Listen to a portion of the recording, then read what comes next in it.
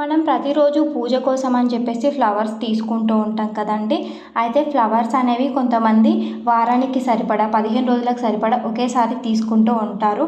అలాంటప్పుడు ఫ్లవర్స్ అనేవి తాజాగా ఎలా ఉండాలో ఒకసారి చూసేయండి. ఫ్లవర్స్ని తీసుకున్నప్పుడు మనం ఫ్లవర్స్ని ఏ డబ్బాలో అయితే పెడతామో ఆ డబ్బాలో కింద టిష్యూ పేపర్ కానీ లేదా మన దగ్గర న్యూస్ పేపర్ ఉంటే న్యూస్ పేపర్ కానీ వేసి పెట్టాలి.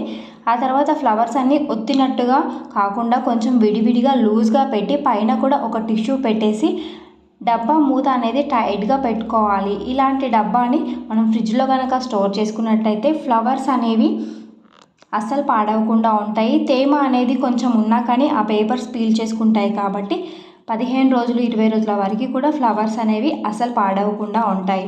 ఇవి చామంతి పూలు, గులాబీలు మాత్రమే, మల్లెపూలు మాత్రమే మంచిగా ఉంటాయి.